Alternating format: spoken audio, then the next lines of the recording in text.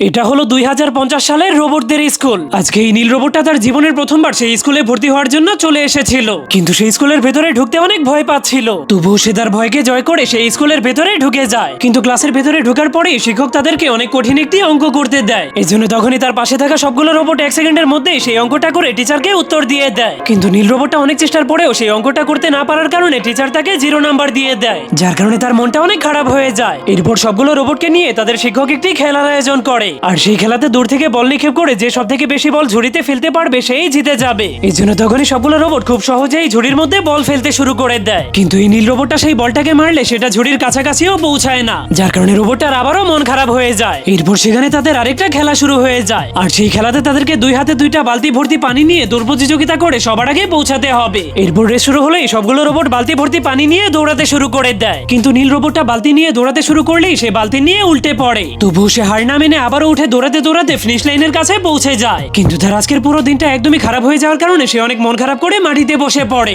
এরপর রাতের অন্ধকারে একা একা বাইরে বসে বসে বল মারার প্র্যাকটিস করতে থাকে, যার ফলে পরের দিন সকালে নীল রোবটটা বাকি সব রোবটদের মতো ঝুড়ির মধ্যে বল ফেলতে সক্ষম হয়ে যায়। এমনকি আজকে ক্লাসের মধ্যে টিচার তাদেরকে প্রশ্ন করতে শুরু করলে সে খুব সহজেই সঠিক উত্তর দিয়ে দেয়। কিন্তু আজকে টিচার সেখানে থাকা সবগুলো রোবটকে মানুষের বিষয়ে প্রশ্ন করতে শুরু করলে তারা কেউই সঠিক উত্তর দিতে পারছিল না। শুধুমাত্র সেই নীল রোবটটাই খুব সহজেই মানুষের বিষয়ে সবগুলো সঠিক উত্তর দিয়ে দেয়। এজন্য নীল রোবটটার এত বুদ্ধি দেখে বাকি সবগুলো রোবট অবাক হয়ে তার দিকে তাকিয়ে থাকে। আর টিচার সেই নীল রোবটটার এত বুদ্ধি দেখে তার উপর অনেক খুশি হয়ে তার রোল নাম্বার 1 করে দেয়। যাওয়ার আগে ক্লাসে তোমার রোল নাম্বার কত তা কমেন্ট করতে ভুলো না।